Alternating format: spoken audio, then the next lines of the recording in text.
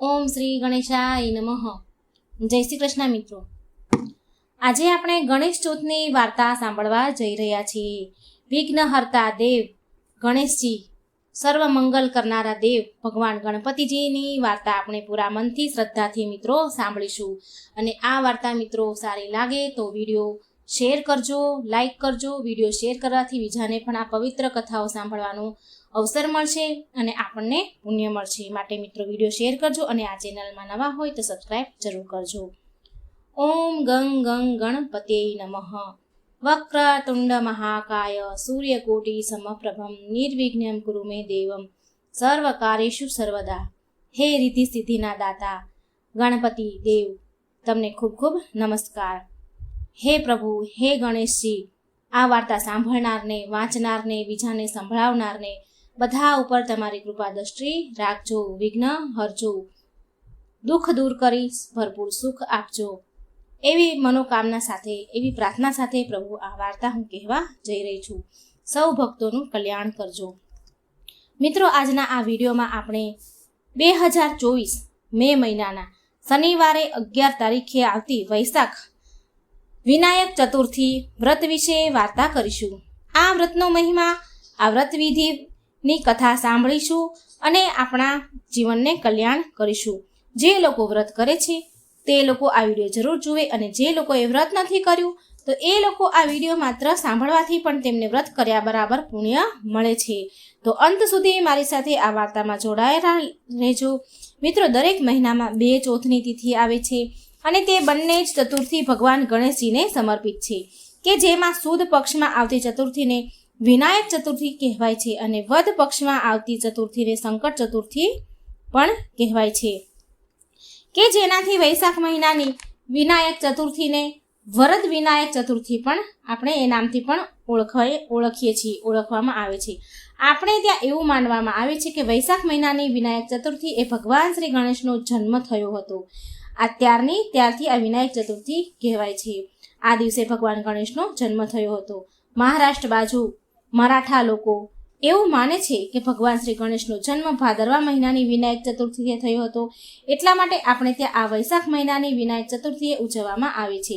આ દિવસે વ્રત કરવામાં આવે છે. ભગવાન શ્રી ગણેશની વિધિપૂર્વક પૂજા કરવામાં આવે છે અને નૈવેદ્ય ધરાવવામાં આવે છે અને દિવસ દરમિયાન વ્રત કરીને ભગવાન શ્રી ગણેશની આરાધના, પાઠ, મંત્ર જાપ કરવામાં આવે છે અને દિવસમાં વધુ સમય ભગવાન શ્રી ગણેશને સેવામાં સમર્પિત આપણે કરીએ છીએ. આજનો દિવસ પસાર કરીએ છીએ ભગવાનની સેવા પૂજામાં, ભગવાનની ભક્તિમાં. અને આવી રીતે આ વિનાયક ચતુર્થી આપણે ત્યાં ઉજવાય છે. કહેવાય છે કે ભગવાન શ્રી ગણેશજીનું આ વ્રત કરવાથી ધર્મ, અર્થ, કામ અને મોક્ષની પ્રાપ્તિ થાય છે. સાથે વિદ્યા, ધન અને આરોગ્ય પણ પ્રાપ્ત થાય છે. ભગવાન શ્રી ગણેશ રિદ્ધિ સિદ્ધિના દાતા છે. ગણેશના સિદ્ધિ વિનાયક રૂપની પૂજા કરવામાં આવે છે આ દિવસે.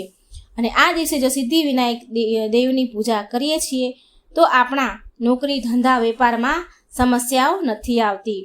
તેનું પણ નિવારણ થઈ જાય છે. જો સમસ્યા હોય તો પણ નિવારણ થઈ જાય છે. જે કોઈ પતિવ્રતા સ્ત્રી આ વ્રત કરે છે તો તેને સુખ સૌભાગ્યના આશીર્વાદ મળે છે અને જેને સંતાન પ્રાપ્તિની ઈચ્છા હોય તે પણ આ વ્રત કરે છે તો તેને પણ આ વ્રતનું પૂરું ફળ જરૂર મળે છે. આજના દિવસે જે ભગવાનની શ્રદ્ધાપૂર્વક પૂજા અર્ચના કરે છે તો ભગવાન તેને આશીર્વાદ આપે છે. આપણી બૌદ્ધિક ક્ષમતા એટલે કે આપણી બુદ્ધિમાં વધારો કરે છે. કેમ કે ભગવાન શ્રી ગણેશ બુદ્ધિના દાતા છે, બુદ્ધિના દેવતા કહેવામાં આવ્યા છે. સાથે જ આપણે અખાત્રીજના ત્રીજના દિવસે કોઈ નવા કાર્યની શરૂઆત કરી હોય ત્યારે પણ ગણેશજીનું પૂજન કર્યું હોય છે અને તેની સાથે તેના બીજા દિવસે એટલે કે ગણેશ ચતુર્થીના દિવસે, વિનાયક ચતુર્થીના દિવસે પણ જો ભગવાન શ્રી ગણેશનું પૂજન પણ કરવામાં આવે તો પણ તે કાર્ય આપણું જરૂર સફળ થાય છે અને તે કાર્ય આપણું પૂર્ણ પણ નીવડે છે.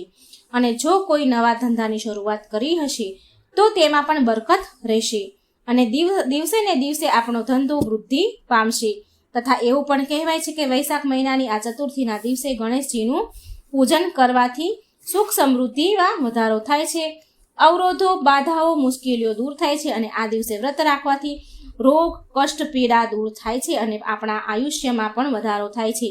આ વિનાયક ચતુર્થીના દિવસે ગણેશજીની પૂજા દિવસમાં 2 વખત કરવામાં આવે છે. એક વખત બપોરે અને એક વખત સવારે. જો આપણે આ વ્રતની વિધિ વિધાનની વાત કરીએ તો આ દિવસે સવારે સૂર્યોદય સમયે સૂર્ય ઉદય પહેલા ઉઠી જવું અને સૂર્યદેવને જળ સમર્પિત કરીને આપણા ઘરના મંદિરમાં ભગવાન શ્રી ગણેશ તો હોય જ, બધાના જ ઘરમાં લગભગ ગણપતિ દાદા તો હોય જ છે. તો આ વ્રત કરીએ તો ગણેશજીની પૂજા વિધિથી કરવી. અલગથી બાજોટ ઉપર ભગવાન શ્રી ગણેશની સ્થાપના કરવી અને પૂજાની શરૂઆત કરતા પહેલા સંકલ્પ લેવાનો અને ભગવાન શ્રી ગણેશને મૂર્તિ હોય તો તેને પંચામૃત અને જળથી સ્નાન કરાવવું અને ત્યારે પછી ભગવાનની પૂજા સ્થાનમાં સ્થાપના કરવી અને ફૂલ દૂર્વા અર્પણ કરવા અને અર્પણ કરતા સમયે ઓમ ગંગ ગણ ગણપતે નમઃ આ મંત્રનો જાપ કરવો, શક્ય હોય તો કરવો જ. અને જો શક્ય હોય તો 21 વખત જાપ કરવો, 21 દૂર્વા અર્પણ કરવાના અને ત્યાર પછી ભગવાનને પ્રસાદ અર્પણ કરવાનો, નૈવેદ્ય ધરાવો, આરતી કરવી અને થાળ પણ ગાવો. જે પ્રસાદ ધરાવ્યો હોય તે લેવાનો અને ત્યાર પછી બપોરે ફરી ભગવાનની પૂજા કરવાની હોય છે, દીવો કરવાનો, અગરબત્તી કરવાની અને ભગવાનને લાડુનો ભોગ લગાવો. જો આપણે લાવી શકીએ એમ ન હોય તો આપણે ઘરે જાતે જ ચોખ્ખા ઘીના જાતે લાડવા બનાવી ભગવાનને ધરવા અને ન આવડતા હોય તો બહારથી પણ આપણે લાડુ લઈને ભગવાનને ધરાવી શકાય છે. અને ભગવાનને પ્રિય એવું જાસૂદનું ફૂલ અર્પણ કરીને આ દિવસે આપણે જે પણ કાંઈ સેવા કરીએ છીએ ને પૂજા કરીએ છીએ, જે વ્રતની વિધિ કરીએ છીએ તેમાં કોઈ ભૂલચૂક થઈ હોય તો આપણે તેની માફી પણ માંગી લેવી તથા આજે આ વ્રત કરીએ છીએ તો વ્રતની કથા સાંભળવાની, જે હમણાં આપણે આ વિડીયોમાં સાંભળીશું. અને એ ઉપરાંત સવારે પછી પૂજાપાઠ થયા પછી જો સમય હોય તો ગણેશજીના પાઠ છે, સ્ત્રોત છે એ પણ તમે કરી શકો છો. બપોરે જ્યારે પૂજા કરો ત્યારે બોલવું, લાડવાનો ભોગ લગાવો ત્યારે પણ પાઠ કરી શકો છો અને કદાચ કોઈ ત્યારે પણ સમય ન મળે તો સાંજે અથવા રાત્રે પણ આ પાઠ કરી શકાય છે. ગણપતિજીના કોઈ પણ પાઠ, ગણપતિ ચાલીસા, સ્ત્રોત છે, જે પણ ભગવાનનું તમને આવડતું હોય, તમારી પાસે હોય તો એ તમે કરી શકો છો. આ સિવાય પણ ભગવાન શ્રી ગણેશના બીજા પણ પાઠ છે તે પણ કરી શકો છો, પરંતુ સંકટનાશક સ્ત્રોત અને ગણેશ અર્થૌશેષનો પાઠ આજના દિવસે કરવો જ જોઈએ. એ ઉપરાંત બીજા પાઠ આપ કરી શકો છો. ઓમ ગંગ ગણ ગણપતે નમઃના મંત્રના જાપ પણ, માળા પણ તમે કરી શકો છો. આપણા ઘરના આસપાસ ક્યાંય ગણેશજીનું મંદિર હોય ત્યાં પણ દર્શન કરવા જવું હોય તો તમે ત્યાં જઈને સત્સંગ થતો હોય તો પણ કરી શકો છો. થોડી વાર બેસીને સત્સંગ કરવો અને ત્યાર પછી ભગવાનના ગુણ ગાવા ઘરે આવવું અને રાત્રે પણ જ્યાં સુધી જાગી શકાય ત્યાં સુધી જાગવું અને ભગવાનના પાઠ સાંભળવા, ભગવાનની કથા સાંભળવી. એવી રીતે આજનો દિવસ, આખો દિવસ ભગવાનની ભક્તિમાં પસાર કરવાનો.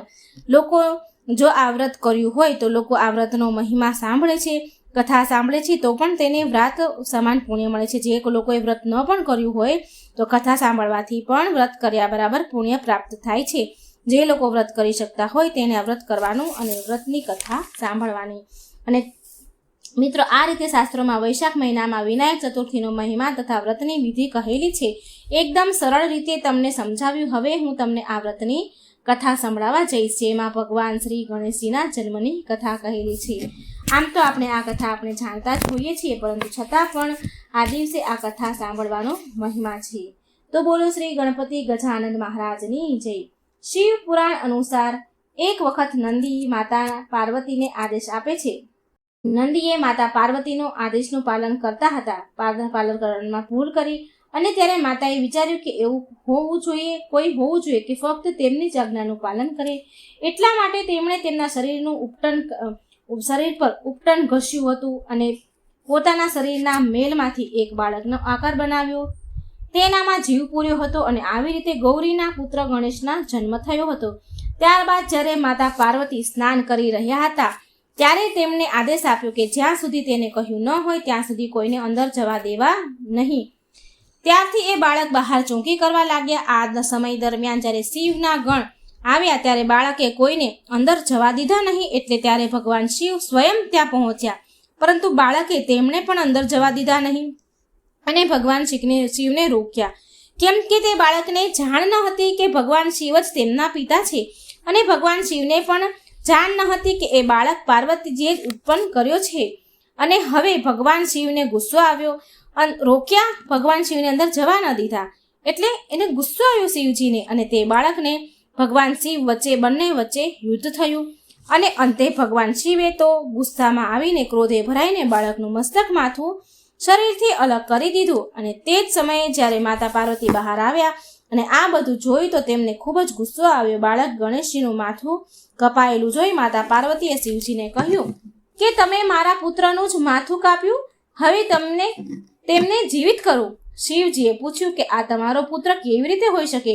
અને આ પછી પાર્વતીએ ભગવાન શિવને આખી વાત કહી અને પાર્વતીજીની મનાવતી વખતે કહ્યું કે શિવજીએ પાર્વતીજીને પછી મનાવ્યા. મા પાર્વતી થોડા ક્રોધે ભરાયા, રોષે ભરાયા અને વિલાપ કરતા હતા. એટલે પાર્વતીજીને મનાવતી વખતે શિવજીએ કહ્યું, ઠીક છે, એમાં પ્રાણ પૂરું છું, પરંતુ પ્રાણ પૂરવા માટે માથાની જરૂર પડશે.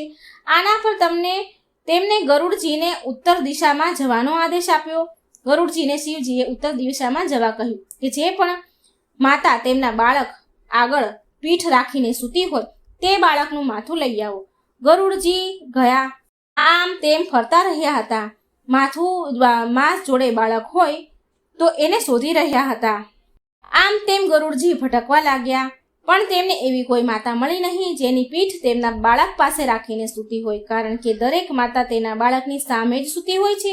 અંતે તેને એક હાથી દેખાયો. તેની હાથીના શરીરનો પ્રકાર એવો હતો કે બાળકની સામે સૂઈ શકતો ન હતો. અને પછી તે હાથીનું માથું લઈને આવ્યા અને આ પછી આ શિવજીએ હાથીનું માથું જોડી દીધું અને તે જ સમયે તેનામાં પ્રાણ પૂર્યા અને ભગવાન શ્રી ગણેશમાં જીવ આવ્યો અને આ રીતે તેમનું નામ ગણેશજી પડ્યું. અને ત્યાર પછી દરેક દેવી દેવતા ભગવાન શ્રી ગણેશને આશીર્વાદ આપ્યા અને એટલામાં જ તેઓ સર્વપ્રથમ પૂજનીય બન્યા છે. કોઈ પણ કાર્યની શરૂઆતમાં ભગવાન શ્રી ગણેશની પ્રાર્થના પૂજા કરવામાં આવે છે અને ત્યાર પછી જ આપણું કોઈ પણ કાર્ય હોય છે, પૂજા હોય છે, એ કરવામાં આવે છે. આ રીતે આ વિનાયક ચતુર્થીની કથા હતી જે આપણે સૌએ સાંભળી. તો બોલો જય શ્રી ગણપતિ ગજાનંદ મહારાજની જય. અને મિત્રો, આ ગણપતિજીના લગતી ગણપતિજીની બીજી પણ વાર્તા છે. ગણેશ ચોથની વાર્તા છે. વૈશાખ માસની શુક્લ પક્ષની ચોથ એટલે કે વિનાયક ચોથ. આજે ભગવાન શ્રી ગણેશની પૂજા કરીને લાડવાનો પ્રસાદ ધરાઈ વિધિ વિધાનથી પૂજા કરાય છે. ભગવાન શ્રી ગણેશને પ્રિય લાડુ, દુર્વા અને સિંદૂરનું આજે ખૂબ જ મહત્વ છે, જેના વગર ભગવાન શ્રી ગણેશની પૂજા અધૂરી છે. આજના દિવસે ભગવાન શ્રી ગણેશની પૂજા કરવાથી શ્રી ગણેશ ભક્તો પર એની કૃપા રાખે છે, વિઘ્ન હરે છે, આખું એ વર્ષ શુભ મંગલ જાય છે. આ ચોથને વિનાયક ચોથ કહેવાય છે, જેનું ગુજરાત, સૌરાષ્ટ્રમાં આનું ખૂબ જ મહત્વ છે. આજના દિવસે ભગવાન શ્રી ગણેશને પંચામૃતથી સ્નાન કરાવવામાં આવે છે. ત્યારબાદ શુદ્ધ ગંગાજળથી સ્નાન કરાવી ત્યારબાદ ગણેશજીની સ્થાપના કરવી. આમ તો ભગવાન શ્રી ગણેશ સ્થાપના બાજુટ તથા પાટલા પર કરી શકાય છે, પરંતુ આજના શુભ દિવસ પર ભગવાન શ્રી ગણેશની સ્થાપના સુપડા પર થાય છે. સુપડામાં ઘઉંની ઢગલી કરી શ્રી ગણેશજીને સ્નાન કરાવી શુદ્ધ ઘીમાં સિંદૂર ઘોળી લેપ કરાય છે. ત્યારબાદ સુપડા પર તેની સ્થાપના કરાય છે. ભગવાન શ્રી ગણેશને દુર્વા, અક્ષર, પુષ્પ ચઢાવી લાડવાનો પ્રસાદ ધરાવાય છે. આ પૂજા મધ્યમ સમયે કરાય છે, એટલે કે બપોરના સમયે, અને વધેલા સિંદૂરને ઘરના મુખ્ય દરવાજે શુભ લાભ લખાય છે, જેનાથી શુભતા સાથે મંગલતાનું પ્રવેશ થાય છે. ત્યારબાદ સદાય સંધ્યા સમયે ધૂપ દીપ આરતી કરી ભગવાન શ્રી ગણેશનું ઉત્થાપન કરાય છે. ઘઉં ઉપર ભગવાન શ્રી ગણેશની સ્થાપના કરી હોય તે ઘઉં અનાજ ભરવાની કોઠી અથવા તો જેમાં આખા વર્ષના ઘઉં ભર્યા હોય તેમાં ઘઉં ઉમેરી દેવાય છે. એવું કહેવાય છે કે વિઘ્ન વિધાતાથી પૂજા, વિધિ વિધાનથી પૂજા કરવાથી વિઘ્નહર્તા દેવ ખુશ થાય છે. વિધિ વિધાનથી પૂજા કરવાથી ઘરમાં ધન ધાન્યના ભંડાર ભરેલા રહે છે. ભગવાન શ્રી ગણેશથી જે ઘઉં નાખીએ આપણે પેટીમાં આખા વર્ષના ઘઉં, તો તેનાથી ક્યારેય અન્નધન આપણું ખૂટતું નથી, કારણ કે સુપડું એક અક્ષય પાત્ર છે. કહેવાય છે એમાં આવ્યું છે કે જેમાં ભગવાન શ્રી ગણેશ બિરાજમાન થઈ રીતિ સિદ્ધિ સહિત પૂજા થાય છે. ભગવાન શ્રી ગણેશ માતા લક્ષ્મી અન્નપૂર્ણાની કૃપા પ્રાપ્ત થાય છે. એટલા માટે આ દિવસે વિધિ વિધાનથી ભગવાન શ્રી ગણેશની પૂજા કરાય છે. પરંતુ આ દિવસે ચંદ્ર દર્શન નથી કરાતા. આ દિવસે ચંદ્ર દર્શન કરવાથી દોષ લાગે છે. જો બીજના દિવસે ચંદ્રના દર્શન ન કરાય તો આ દિવસે દર્શન કરાય નહીં. આ રીતે જો બીજના દિવસે દર્શન કર્યા હોય ચંદ્રના, તો જ આ દિવસે આ દર્શન કરાય છે, ચોથના દર્શન કરાય છે. આ રીતે આજના દિવસે ભગવાન શ્રી ગણેશના દર્શન કરી લાડવાનો પ્રસાદ ધરાવો. થોડો પ્રસાદ ગરીબ અથવા બ્રાહ્મણમાં વહેંચવો, જેનાથી ભગવાન શ્રી ગણેશ ખુશ થાય છે. આજના દિવસે ગણેશ ચાલીસા, સંકટનાશક ગણેશ સ્ત્રોતનો પાઠ કરવો, તેમજ ઓમ નમઃ શિવાય, ઓમ ગણપતિ નમો મંત્રનો જાપ કરવો. તેમજ આ દિવસે રથની કથાઓ સાંભળવી, કથાઓ સાંભળવાથી ભગવાન શ્રી ગણેશની કૃપા આજીવન હંમેશા આપણા પર રહે છે. ધન, ધાન્ય, સુખ, શાંતિ અને સંતાનના આશીર્વાદ મળે છે. તો આ હતું વિનાયક ચોથની વ્રતની વિધિ અને મહત્વ. હવે સાંભળીશું આજની આપણે ગણેશજીની બીજી કથા. એકવાર દેવી પાર્વતીએ શિવજી સાથે ચોપાટ રમવાની ઈચ્છા જગાવી. શિવજીએ ચોપાટ રમવાનું શરૂ કર્યું, પરંતુ આ રમતમાં મુશ્કેલ વાત એ હતી કે હાર જીતનો નિર્ણય કોણ કરે. તેના માટે શું કરવું? તેના માટે ઘાસના ભૂસામાંથી એક બાળકની રચના કરી, તેના પ્રાણ પ્રતિષ્ઠા કરી અને કહ્યું કે તું હાર જીતનો નિર્ણય કરજે. રમત શરૂ થઈ ત્યારે શરૂઆતમાં 3 વાર માતા પાર્વતી જીત્યા, પરંતુ તે બાળકે કપટ કર્યો કે મહાદેવ જીત્યા છે. ત્યારે માતા પાર્વતી ખૂબ જ ક્રોધિત થઈ ગયા અને એ બાળકને કાદવમાં રહેવાનો શ્રાપ આપ્યો. બાળકે માફી માંગી ત્યારે પાર્વતી માતાએ કહ્યું કે એક વર્ષ પછી નાગકન્યા અહીં આવશે. તેના કહેવા પ્રમાણે શ્રી ગણેશ ચતુર્થીનું વ્રત કરવાથી તારા કષ્ટ દૂર થઈ જશે. ત્યાર પછી એ બાળકે ગણેશજીની ઉપાસના કરી અને ભગવાન શ્રી ગણેશને પ્રસન્ન કર્યા. ગણેશજીના પોતાના માતા પિતા અર્થાત શિવ પાર્વતીના દર્શન માટે કૈલાસ જવાનું વરદાન આપ્યું. તે બાળક કૈલાસ પહોંચી ગયો. માતા પાર્વતીને મનાવવા માટે શિવજીને પણ 7 દિવસ સુધી શ્રી ગણેશનું વ્રત કર્યું અને પાર્વતીને મનાવા ગયા. ત્યારબાદ માતા પાર્વતીએ પણ પિતાના પુત્રને મળવા માટે આ દિવસનું વ્રત કર્યું અને તેમની આ ઈચ્છા પૂરી થઈ. એવું માનવામાં આવે છે કે બાળક જ ભગવાન કાર્તિકેય છે. ગણેશ ચતુર્થી વ્રત કથા અહીં સમાપ્ત થઈ. કોઈ આજના દિવસે કથા સાંભળશે તેના દરેક વિઘ્નો પૂરા થશે, તેને સુખ, સમૃદ્ધિ અને સંપત્તિ મળશે. મિત્રો, શ્રી ગણેશ ભગવાનની પૌરાણિક કથાઓ આપણે બીજી પણ સાંભળીશું. આ કથાઓ સાંભળવાનું ખૂબ જ પુણ્ય છે. આપણે ગણપતિ દાદાની ડોશીમાની ખીરની એક વાર્તા સાંભળીશું. ઓમ ગંગ ગંગ ગણપતે નમઃ. એક સમયની વાત છે. એક વિમળા નામની ગરીબ સ્ત્રી રહેતી હતી. તે બહુ ઈમાનદાર અને સારા સ્વભાવની હતી, પણ કહેવાય છે ને કે પૂર્વજન્મના કર્મોના ફળ ભોગવવા જ પડે છે. તે ગરીબ સ્ત્રીના જીવનમાં બહુ અપાર દુઃખ હતા. તે સ્ત્રીનો પતિ હંમેશા બીમાર રહેતો હતો. વિમળાને 4 છોકરા હતા. ઘરની બધી જ જવાબદારી વિમળા ઉપર હતી. વિમળા બિચારી વાંસના ટોપલો અને વાંસના પંખા બનાવી વેચતી હતી. ઘણીવાર પૈસા મળે તો ખાય અને ન મળે તો ઘણીવાર ભૂખ્યા પણ સૂઈ જાય. આટલી ગરીબ પરિસ્થિતિ હતી. એકવાર વિમળા વાંસનો ટોપલો અને વાંસના પંખા વેચવા માટે ગઈ. એક શેઠની ઘરે વહેંચવા ગઈ. ત્યાં એ વિમળાએ એવી વાત સાંભળી કે ગણપતિ બાપાની પૂજા કરવાથી બધા દુઃખો દૂર થાય છે. ભલે મનુષ્યના પાછલા જન્મના કર્મો ગમે તેટલા ખરાબ કેમ ન હોય, પણ ગણેશજીની પૂજા કરવાથી મનુષ્ય ધનવાન બની જાય છે. ગણપતિજીની પૂજાનો આટલો મહિમા છે. એવું સાંભળીને વિમળાએ મનમાં નિર્ણય કર્યો કે ભગવાન ગણેશની પૂજા કરીશ. ગણપતિજીની મૂર્તિ લાવવા માટે વિમળા રાત દિવસ ખૂબ જ મહેનત કરી રહી હતી. કામ કરવા લાગી. બહુ મહેનત કર્યા પછી થોડા પૈસા ભેગા થયા. એટલામાં ભાદરવો મહિનો આવ્યો. વિમળા ગણેશ ઉત્સવ મનાવવા માટે મૂર્તિ લેવા માટે બજાર ગઈ. પણ વિમળાને જોઈને દુકાનદાર કહેવા લાગ્યો કે તું અછૂત છો, તું નીચી જાતિની છો, તને હું ગણેશજીની મૂર્તિ નહીં આપું. આમ એમને કહ્યું. આમ દુકાનદારે વિમળાને મૂર્તિ આપવાની ના કહી. બજારમાં 3 દુકાનો વિમળા ફરી. એક પછી એક દુકાન ફરી, પણ 3 દુકાનમાં ગઈ, પણ તેને મૂર્તિ કોઈ આપી નહીં. પણ વિમળાને જોઈને દુકાનવાળા દૂર ઊભું રહેવાનું કહે કે તું જતી રહે અને મૂર્તિ આપવાનું ના કહી દે. દુકાનદારના મૂર્તિ ન આપવાના કારણે વિમળા બહુ દુઃખી થઈ. રડતી ઘરે આવી ગણપતિજીને યાદ કરતી રહી. વિમળાએ તેની દાદી અને નાની પાસેથી એક વાર્તામાં સાંભળ્યું હતું કે બ્રહ્માંડમાં સૌથી પવિત્ર ગાયનું છાણ છે.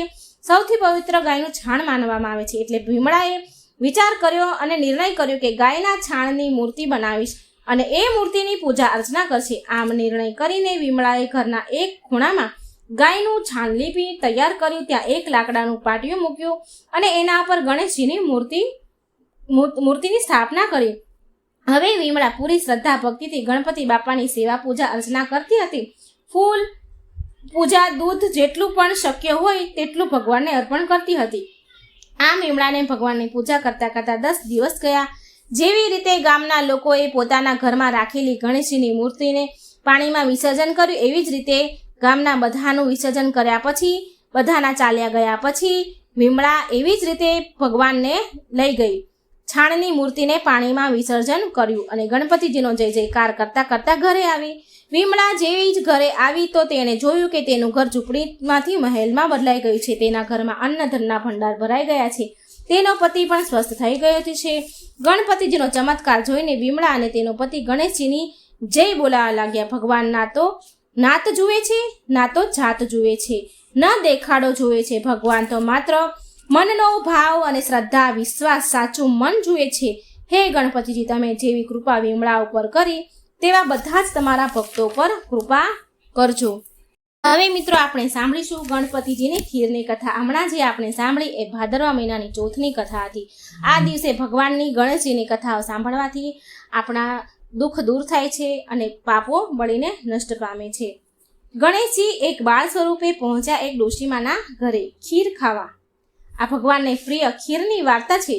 એકવાર ગણપતિજી બેઠા બેઠા આરામ કરી રહ્યા હતા તો તેમને વિચાર આવ્યો કે બાળક બનીને પૃથ્વી પર ભ્રમણ કરવા જાઓ અને તેમના ભક્તોની પરીક્ષા લઉં. આમ વિચાર કરીને ગણેશજીએ એક નાના બાળકનું રૂપ લીધું અને ધરતી પર આવ્યા. ગણપતિજીએ એક ચમચીમાં દૂધ અને એક મુઠ્ઠીમાં ચપટી ચોખા લઈને ગામમાં ફરવા લાગ્યા અને ગામમાં ઘરે ઘરે જઈને ગામના લોકોને કહે છે કે કોઈ મારા માટે ખીર બનાવી દો, કોઈ મને ખીર બનાવી દો. પણ તે બાળક સ્વરૂપ ગણપતિજીની વાત કોઈએ સાંભળી જ નહીં. બધા જ તે બાળક પર હસી રહ્યા હતા અને કહે છે કે શું આ એક ચમચી દૂધ અને એક મુઠ્ઠી ચોખાથી કઈ ખીર બને ખરી? ગણપતિજીની બધા હસી ઉડાવવા લાગ્યા. ગણેશજી આમ તેમ ફરી રહ્યા હતા ખીર ખાવા માટે, ખીર બનાવવા માટે કે કોઈ મને એક ચમચી દૂધ અને એક મુઠ્ઠી ચોખાની ખીર બનાવી દો. કોઈએ બનાવી ન દીધી. ત્યાં ફરતા ફરતા એક ઝૂંપડી પાસે આવ્યા અને ઝૂંપડી પાસે એક ડોશીમા ગરીબ બેઠા હતા.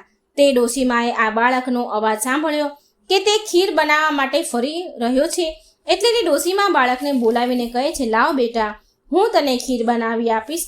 તે ડોશીમા ઝૂંપડીમાં ગયા ખીર બનાવવા માટે. તેના ઘરમાં એક નાનું એવું વાસણ હતું. તેમાં ડોશીમાએ તે બાળક પાસેથી એક ચમચી દૂધ અને મુઠ્ઠી ચોખા લઈ વાસણમાં નાખી અને ચૂલા ઉપર ખીર ચડાવી દીધી. એટલે તે વાસણ તો આખું છલોછલ ભરાઈ ગયું. એટલે તે ડોશીમાએ બીજું મોટું વાસણ લીધું, તેમાં ખીર નાખી, પણ તે વાસણ પણ ભરાઈ ગયું. પછી ડોશીમાએ જે પણ ઘરમાં વાસણો હતા એ બધા જ તપેલી જે પણ હતું એ બધા જ લીધા અને બધા જ ખીરના ભરાઈ ગયા. એટલે તે ડોશીમા બોલ્યા કે બેટા, મારી પાસે જે પણ વાસણ હતા એ તો બધા ભરાઈ ગયા છે. એટલે તે બાળક બોલ્યો, માં, તમે બીજા મોટા વાસણ પાડોશી પાસેથી માંગી લો. એટલે તે ડોશીમા પાડોશીના ઘરે જઈને મોટા તપેલાઓ લઈ આવ્યા. એ બધા જ તપેલા ખીરથી છલોછલ ભરાઈ ગયા. એટલે તે ડોશીમા બોલ્યા કે અરે બેટા, આ તો બહુ બધી ખીર બની, આટલી બધી ખીરનું શું કરીશું? તો તે બાળક બોલ્યો કે માં, તમે એવું કરો કે આખા નગરમાં ખીર ખાવાનું નોતરું આપી દો. તે ડોશીમા જઈને પૂરા ગામમાં ખીર ખાવાનું નોતરું આપી આવ્યા. આજે બધા જ મારા ઘરે ખીર ખાવા આવું છું. આમ બધાને ગામમાં ખીરનું નોતરું આપે છે. પણ મિત્રો, તે ડોશીમા પર બધા જ ગામના લોકો હસવા લાગ્યા. એ ડોશીની મજાક ઉડાડવા લાગ્યા કે આ ડોશી તો એટલી બધી ગરીબ છે કે બધા પાસે ખાવાનું માંગતી ફરે છે, રોજ ખાવાનું માંગવા આવે છે અને એના બદલે આજે ખીર ખાવાનું નોતરું આપવા આવી છે. આમ બધા તે ડોશીમાની મજાક ઉડાડવા લાગ્યા અને ઘણા લોકો તો બોલ્યા કે ચાલો તેને મજાક ઉડાડવા, ચાલો તેના ઘરે ખીર ખાવા જઈએ. તે શું ખીર ખવડાવવાની હતી? આપણે ઘરેથી જમીને જઈશું, નહીં તો ભૂખ્યું જ રહેવું પડશે. તો ઘણા લોકો કહે છે કે અરે, ખાવાનું તો ઘરે આવીને પણ ખાઈ લઈશું. આજે તો આપણે જોઈએ કે આ ડોશી કેવી ખીર ખવડાવે છે આપણને. જેવી જ તે વૃદ્ધ ડોશીના ઘરે ખીર ખાવાનું નોતરું આપવા માટે ગયા તો તેની વહુએ જે ડોશીમાં ખીરનું ખાવાનું નોતરું ગામમાં આપવા ગયા હતા તો એ ડોશીમાની વહુ ઘરે હતી. તો એ ડોશીમાની વહુએ એવું વિચાર્યું, ખબર નહીં કે મારા માટે ખીર બચશે કે નહીં. મારી સાસુ તો આખા ગામમાં નોતરું આપવા ગયા છે, મારી માટે ખીર બચશે કે નહીં, શી ખબર. એટલે તેની વહુએ કાંસાની થાળીમાં ખીર નાખી અને બોલી, જય હો ગણેશ મહારાજની, તમને ભોગ લાગે. આમ બોલી તેણે ખીર ખાવાનું શરૂ કરી દીધું. તેણે ખીર ખાઈ લીધી અને પછી આખા ગામમાં બહુ બધા લોકો ખીર ખાવા આવ્યા. બધાએ પેટ ભરી ભરીને ખીર ખાધી અને જે જમીને ઘરેથી આવ્યા હતા તે લોકો તો બહુ પછતાયા. જ્યારે બધા ખીર ખાઈને ચાલ્યા ગયા તો વૃદ્ધ ડોશીમાં બોલ્યા કે ચાલ બેટા, હવે આપણે પણ ખીર ખાઈ લઈએ. ત્યારે એ બાળક બોલે છે, ભગવાન ગણપતિ દાદા બાળ સ્વરૂપમાં હતા એટલે એ બોલ્યા, હે માં, મને તો ભોગ લગાવી દીધો છે, મેં તો ખીર ખાઈ લીધી છે. ત્યારે તે વૃદ્ધ ડોશીએ કહ્યું કે બેટા, તે ક્યારે ખીર ખાઈ લીધી? મેં તો તને ખીર ખાતા જોયો નહીં. ત્યારે બાળક ગણેશ કહે છે, માં, જ્યારે તમારી વહુ સૌથી પહેલા કાંસાની થાળીમાં ખીર લઈને બેઠી હતી ખાવા, તો તેણે કહ્યું હતું કે જય હો ગણેશજીની, તમને ખીરનો ભોગ લાગે. મેં ત્યારે જ ખીર ખાઈ લીધી. ત્યારે તે વૃદ્ધ ડોશી બોલ્યા કે બેટા, તું ગણેશજી છો? ત્યારે તે બાળક બોલે છે, હા માં, હું ગણેશ જ છું. આ સાંભળીને વૃદ્ધ ડોશીમાં તો બહુ ખુશ થયા. ગણેશજીએ તેને ખૂબ આશીર્વાદ આપ્યા અને તેને ત્યાંથી જતા જતા ગણેશજીએ તેની ઝૂંપડી ઉપર લાત મારી, પાટું મારતા ગયા અને એનાથી તેને ત્યાં એક મોટો મહેલ બની ગયો. નોકર ચાકર આવી ગયા, ધન અન્નના ભંડાર ભરાઈ ગયા. હે ગણપતિ દાદા, જેવા તમે તે વૃદ્ધ ડોશીમા ઉપર કૃપા કરી, તેવી તમારા બધા જ ભક્તો ઉપર, તમારી કથા સાંભળનાર, વાર્તા સાંભળનાર પર બધા જ પર કૃપા કરજો. વિઘ્ન હરજો, સંકટ દૂર કરજો, સુખ આપજો. ગણેશજીની વાર્તા, ભાદરવા મહિનાની વાર્તા. નૈવેદ્યમાં ભગવાનને લાડુ અતિ પ્રિય છે, તેથી લાડુ બનાવવા પછી પૂજન કરવું. વ્રત કરનારે આ દિવસે એક વખત જમી એકટાણું કરવું. બ્રાહ્મણોને દાન દક્ષિણા શક્તિ ભક્તિ અનુસાર આપી, શક્તિ મુજબ અન્નદાન વસ્ત્રદાન કરવું. ગણપતિ મહારાજ શંકર ભગવાન અને મા પાર્વતીના પુત્ર કાર્તિક સ્વામીના ભાઈ છે. ઉંદરનું વાહન છે. રિદ્ધિ સિદ્ધિ તેમને વરેલી છે. કોઈ પણ સારો પ્રસંગ હોય, ધાર્મિક પ્રસંગ હોય તો ગણપતિ મહારાજની પહેલી પૂજા કરવી પડે. રીજે તો લાડુ આપે અને ખીજે તો સૂંઢ ફટકારે. આવા આ ગણપતિ મહારાજ સર્વ દેવોમાં આ એક જ દેવ આવા કે પોતાના હાથમાં શસ્ત્ર રાખે નહીં, પરંતુ લાડુ રાખે. એક દિવસ ગણપતિજી દેવલોકમાં કૈલાસ જતા હતા. એવામાં જ્યાં ચંદ્રની પાસેથી નીકળ્યા કે ચંદ્ર ગણેશજીનું આવું સ્વરૂપ જોઈને ખી ખી ખી હસવા લાગ્યા અને બોલ્યા, વાહ ભાઈ વાહ, મોટું પેટ અને લાંબી સૂંઢ. આમ ચંદ્ર મશ્કરીમાં બોલ્યા અને ફરીથી હસવા લાગ્યા, પરંતુ ગણપતિ મહારાજ કંઈ બોલ્યા નહીં અને આગળ ચાલવા લાગ્યા. ત્યાં તો પેલો ચંદ્ર ફરીથી મશ્કરી કરવા લાગ્યા અને હસવા લાગ્યા અને બોલ્યા, એ દુંદાળા દેવ, આ ઉંદરની સવારીએ ઢચુક ઠચુક જાઓ છો, તે ક્યારે કૈલાસ ઉપર પહોંચશો? લ્યો કોઈ ઝડપી વાહન આપો. ગણપતિજી આ વખત પણ શાંત રહ્યા. ટીખળીએ ચઢેલા ચંદ્ર પોતાના વિવેક ચૂકી ગયા. વાણી કડવી વખ જેવી થઈ અને બુદ્ધિહીન થઈને બોલ્યા, બહાર તો આવા દેખાવ છો એ તો જાણ્યું, પરંતુ બોલતા પણ નથી. તે શું મૂંગા પણ છો તમે? આટલું સાંભળતા જ ગણપતિજીની આંખો તો લાલચોળ થઈ ગઈ. એમને થયું, હવે હદ થાય છે. આ ચંદ્ર પોતાના રૂપમાં અભિમાનમાં છકેલો, હવે તેને શિક્ષા કરવી જ પડશે. આમ વિચારી ગણપતિજી મહારાજ ક્રોધે ભરાઈને બોલ્યા, હે ચંદ્ર, તું તારા રૂપના અભિમાનમાં છકેલો છું, પણ યાદ રાખ, મારો તને શ્રાપ છે કે આજે ભાદરવા સુદ ચોથના દિવસે ત્રણેય લોકમાં વસનારા સર્વ કોઈ તારી સામે નહીં જુએ અને કદાચ જોશે તો તે મહા મુશ્કેલીમાં આવી પડશે. સાપ સાંભળતા ચંદ્રનો ગર્વ ઓગળી ગયો. તેને થયું, અરર, આ તો મારાથી અવિવેક થઈ ગયો. અભિમાનમાં વાણીનો સંયમ પણ રહ્યો નહીં કે કાંપવા લાગ્યો. અને જ્યાં ગણપતિજીની સામે કંઈ કહેવા જાય તો જુએ છે કે ગણપતિજી તો ક્યારનાય આગળ નીકળી ગયા છે. ચંદ્રને પસ્તાવો થવા લાગ્યા, પણ હવે થાય શું? ચંદ્રને એવી ભોઠપ લાગી કે તે છુપાઈ ગયા અને અંધકાર છવાયો. અને અચાનક અંધકાર છવાવાથી ભારે અંધાધૂંધી ફેલાઈ. દેવો પણ ગભરાયા અને તેઓ ભેગા થઈને ભગવાન પાસે ગયા કે મહારાજ ચંદ્રના શાપનું નિવારણ કહો. ભગવાન કહે છે, દેવતાઓ સાંભળો, આ તો ગણેશજીનો શ્રાપ છે, માટે તેમના સિવાય શાપનું નિવારણ કોઈ બતાવી શકે નહીં.